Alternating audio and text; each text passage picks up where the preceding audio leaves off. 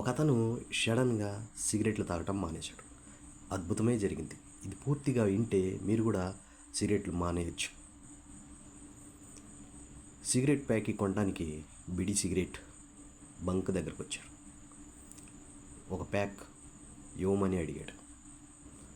పక్కనే ఓ పెద్దాయన, అయ్యా ఉదయం నుంచి ఏం తినలేదు, చాలా ఆకలిగా ఉందయ్యా, చాలా నీరసం ఉందయ్యా, భోజనం పెట్టిస్తారా అని ఆ పెద్దాయన అడిగాడు.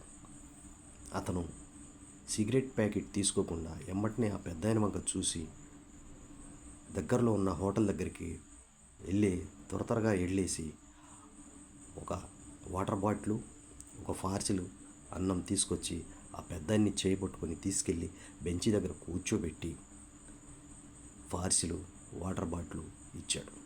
పెద్దాయన తనకు సరిపడినంత తిని మిగతాది పార్సిల్ చేసుకొని తన దగ్గర ఉన్న సంచిలో పెట్టుకొని పైకి లేచి అతన్ని ఆశీర్వదించాడు.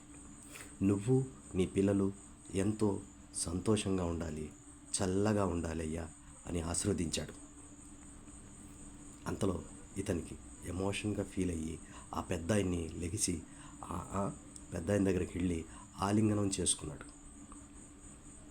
నేను తాగే సిగరెట్ పెట్టి ఒక్క మనిషి కడుపు నింపుతుందంటే ఎంతో ఆనందం వేసింది అన్నాడు.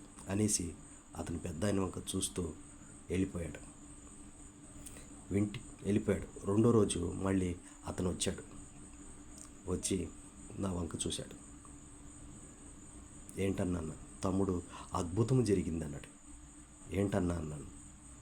మా అమ్మ ఎన్నాళ్ళ నుంచో మంచంలో ఉంది, సడన్గా లెగిసి తన పని తను చేసుకుంటుంది. నాకు చాలా ఆనందం వేసింది. వెంటనే మా భార్య వంక చూశాను. ఆమె చాలా ఆనందంగా ఫీల్ అవుతుంది. ఎందుకంటే మా అమ్మ లెగిసి తన పని తను చేసుకుంటుంది.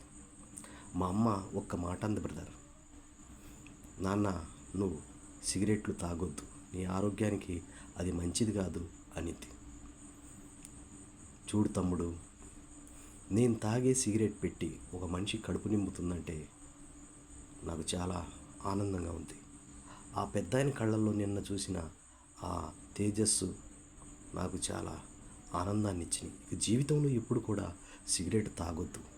వీలైనంత వరకు ఒక వారంలో ఒక్క మనిషికైనా భోజనం పెట్టిస్తా కంపల్సరీగా, లేదా నెలలో ఒక 10-15 మందికైనా భోజనం పెట్టాలని గట్టిగా నిర్ణయించుకున్నాను.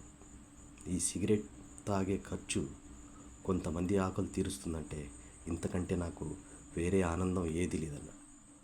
మరి మీరు కూడా సిగరెట్ తాగటం మానేసి ఎక్కడైనా వృద్ధులు కనిపించినప్పుడు వాళ్ళకి భోజనం పెట్టిస్తారని ఆశిస్తున్నాను. ప్లీజ్.